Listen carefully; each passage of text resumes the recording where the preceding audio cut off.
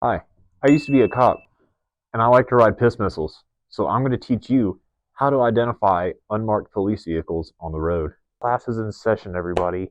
Hope you brought your pen and paper, because today you're going to get boned up on you learning.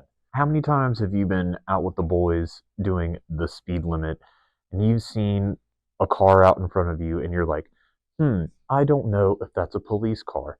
It looks like a Charger, it could be a Tahoe, it could be a Durango, Crown Vic, who knows? And you're like, it doesn't have any police markings or anything on it, but I'm not quite sure. Is that a police car?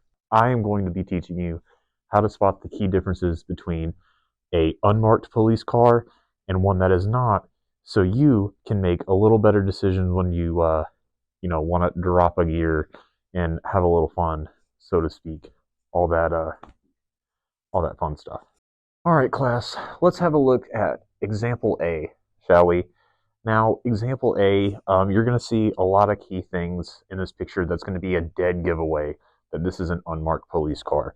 For example, we have the cow tipper, as some like to call it, the front bumper guard. The huge antennas in the back are always a pretty big dead giveaway that an unmarked Charger like this is going to be a police car.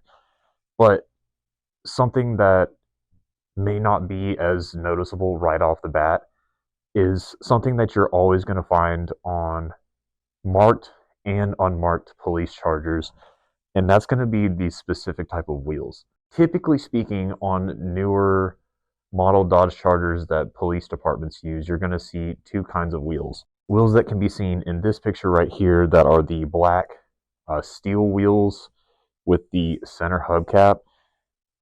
You're going to see these mainly on Chargers, but mainly you're going to see in this example right here that this primarily is another example that you're going to see of a hubcap on police issued Chargers. You'll see these on both marked and unmarked Chargers. This is also typically a really good giveaway that a Charger is going to be a police Charger. Not a whole lot of other Chargers that you'll see on the road are going to have these style of hubcaps. So this is just a typical example of what you would see of a hubcap on a Charger, whether it's marked or not. So just something to take note of whenever you see one and you're trying to make that split second decision. Is this a cop or is it not? Can I fly by them? Can I not? Choice is up to you. Now, say you're just riding down the road and you end up coming up behind a Charger and you're trying to make that decision. Is this a police car or is it not? You come up behind this Charger and you're like, well, I can't really see the wheels from here, so I can't make the determination of is this a cop or not. Here's some key things that you can look at from the back of a Charger to help identify whether or not it's a police car or not. In this example here, if you look carefully on the back, this thing is completely debadged. Now, this isn't a one-size-fits-all case. Yes, you're going to see a lot of people who modify their Chargers who will debadge the back, and that's really not an uncommon thing. Now, when you see a police Charger that's completely debadged from the back, other things will stand out that will completely give it away as a police car. Now, obviously, one key dead giveaway on this one, for example, is that if you look next to the license plate, you're going to find the blue lights for this car. Typically, in unmarked Chargers, you're going to see police lights on the inside, mainly in the front, the sides, and the rear windshields of the car.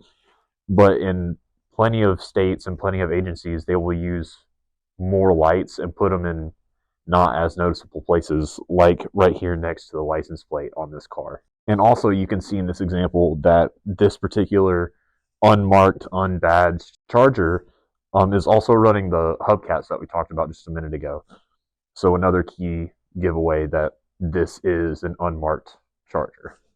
Also, while we're still looking at the back of the Charger, a huge key thing to look at that is probably the least noticeable thing out of all the aspects of the police car that you'd be looking at to try and make that determination while you're on the road.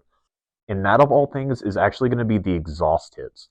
Specifically, police issued Chargers have the exhaust tips that look like this. If you look at most, not all, but most other Chargers, you're going to see them having a chrome trim that's almost built into the bumper You will almost never see a police charger that has exhaust tips that look like that. They're almost always going to look like this example here. This example mainly has all of the key giveaways that it's a police car. So going forward, if you're looking at an unmarked charger and you see things like it's debadged, you're able to tell that it has its blue lights mounted in maybe a non-expected place, like next to the license plate, automatic giveaway that it's going to be a police car. Now we can take a second and look at the front of a charger and see what some of the key things might be to look out for when you're looking at the front of one. Now, in this example, if you look right here, a lot of people think that this is a radar.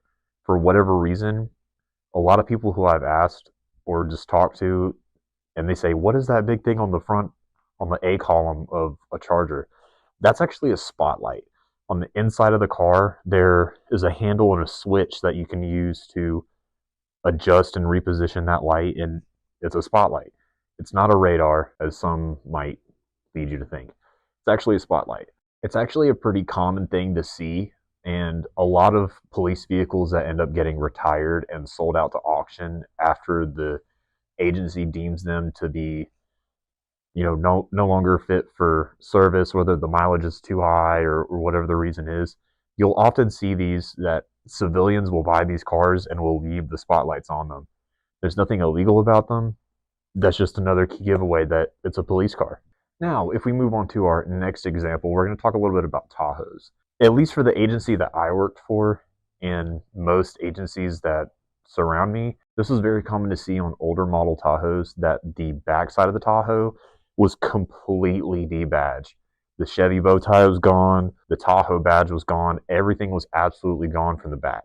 If you ever see out on the road a Tahoe with the back end of it completely debadged, 99% of the time it's going to be a cop. For whatever reason, agencies, whenever they kit up Tahoes, they completely strip the back ends of them. Why? I don't know. This is probably the best example of the backside of a Tahoe that you're going to see. You can see the emergency lights are at the top of the back windshield, and there's even emergency lights that are going to be next to the license plate. Obviously, a key giveaway that this is going to be a cop. If you're seeing the backside of a Tahoe that is completely debadged, you can just about guarantee that it's going to be a cop. Now, if you look here at this next example, you'll be able to see that this is a newer Tahoe, and this one actually has the Chevy bow tie on it still. But it still has the emergency lights in the places that were just mentioned in the older Tahoe. So again, you have the bow tie, but the Tahoe badge is gone, and most of the other identifying markers are removed, and you have emergency lights absolutely everywhere on this thing. So I would say that the newer Tahoes are honestly more of a giveaway than the older, completely debadged Tahoes. Now that we've talked about some more of the identifying things on a car where you can more easily make the decision on whether or not that it's a cop, how many times have you been going down the road and you've seen two police cars sitting next to each other like this? Pretty common setup. Usually in instances like this, one or both of these cars will be running radar. People get very confused and misinformed on how radar works, but it's pretty simple. If you see both of the cars are parallel to the way that the road is running, right? They're facing forward and you are going to be passing them.